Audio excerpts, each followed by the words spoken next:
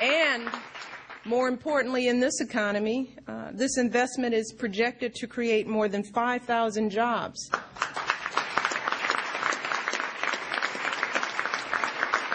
And these jobs are occurring often in communities that need them the most.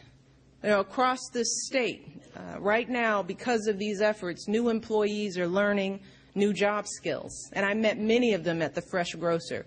Just folks who were proud to be in a store that was serving their community and proud to be doing a good job and have a chance to not just support their families but do something good for the rest of their communities.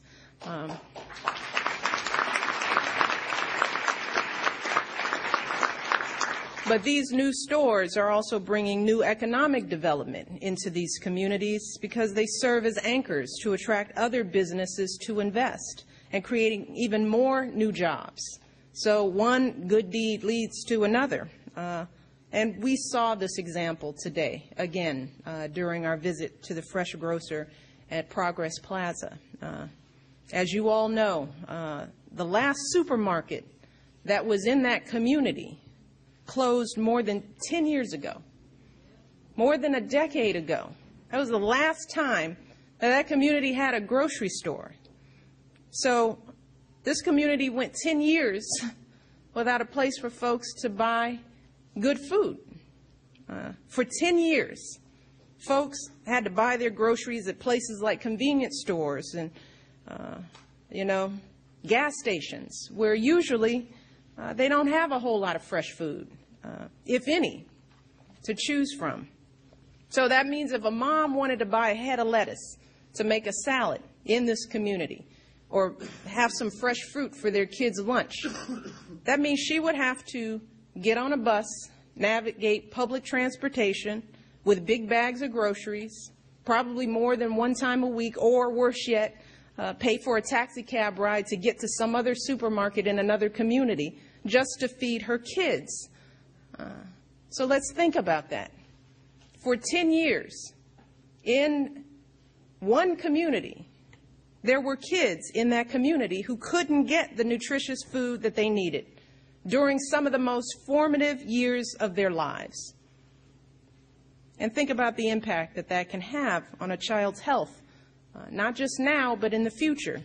Because research shows that children who are overweight as adolescents are 70 to 80% more likely to become obese as adults.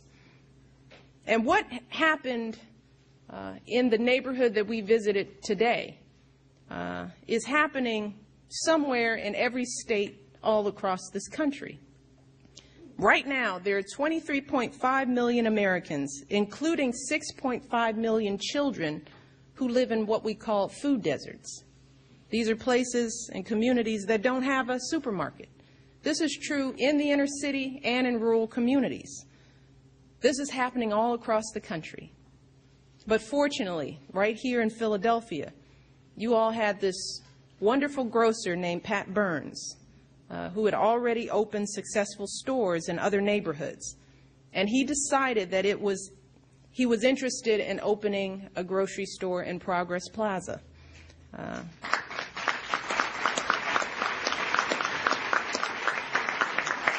But he could only do it because of a grant from the Fresh Food Financing Initiative. And today, just a few months after it opened, and this is important for everybody to understand, the Fresh Grocer is doing a thriving business. It's a beautiful store, attracting folks from neighboring communities and providing jobs for folks in the area. In fact, during the big snow, the Fresh Grocer was able to stay open because so many of the employees lived nearby. So with your success here in Pennsylvania, what you've shown us is that when we provide the right support and incentives, then business leaders like Pat Burns and Jeff Brown, they're going to take the chance to invest in our communities. And when we bring fresh, healthy food to communities, what do we learn? People will buy it, right? People will buy it. These stores are turning a profit. And what's going on is that they're doing well by doing good. Isn't that something?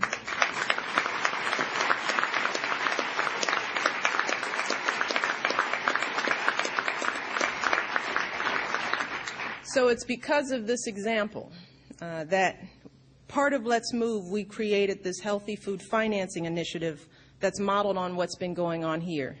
And as Secretary Geithner said, with a modest initial investment of about $400 million a year, we're going to use that money to leverage hundreds of millions of more from private and nonprofit sectors to bring grocery stores and other healthy food retailers to underserved communities all across this country.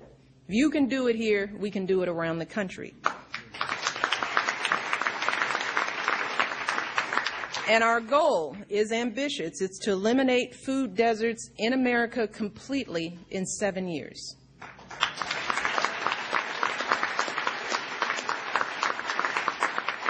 Again, we know this is ambitious, but we also know that tackling the issue of accessibility and affordability is key to achieving the overall goal of solving childhood obesity in this generation. Because we can give our kids the healthiest school breakfasts and lunches imaginable, but that won't mean much if they head to the corner store after school and buy candy and chips and soda because that's all they have available, right? And we can create the best nutrition education and physical education programs in the world. But if dinner is something off of the shelf of a local gas station or a convenience store because there's no grocery store nearby, all our best efforts are going to go to waste.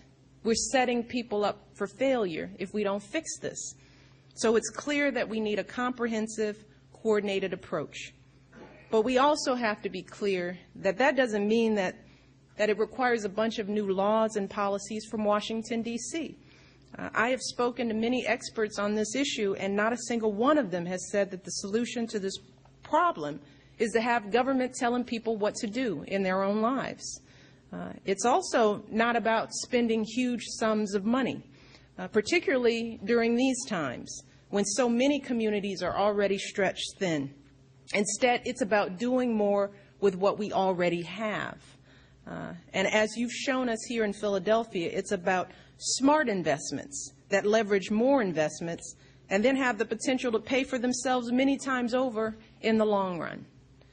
What you've clearly demonstrated here in this city and in this state is that we can do what's good for our businesses and our economy while doing what's good for our kids and our families and our neighborhoods at the same time. We can do it all.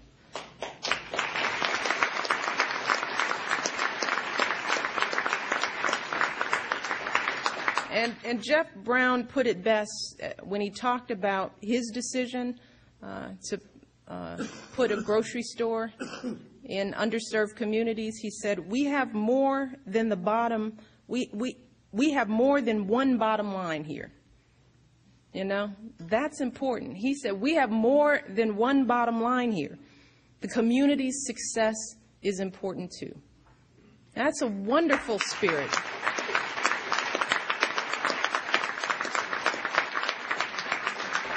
And in the end, that's what this is all about, really.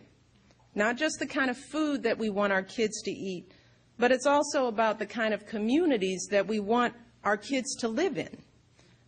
And it's about the kind of lives that we want them to lead, right? All of our kids. We know it won't be easy to solve this obesity crisis because these big problems are never easy. We're going to need a lot more folks, just like all of you, to step up to the plate. You know, this isn't about the First Lady doing it all. I can't do it by myself. I'm going to need all of you. We're going to have to work together. But if there's anyone out there who doubts that it can be done, then I would urge them to come here to Philadelphia and to see what you've done here.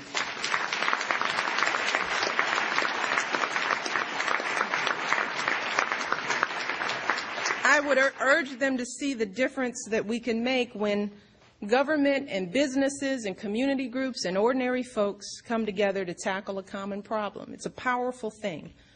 I would urge them to imagine what we can achieve if we take programs like this that have lifted up so many communities here in Pennsylvania, and then we bring those programs and those efforts and those ideas to every part of this country.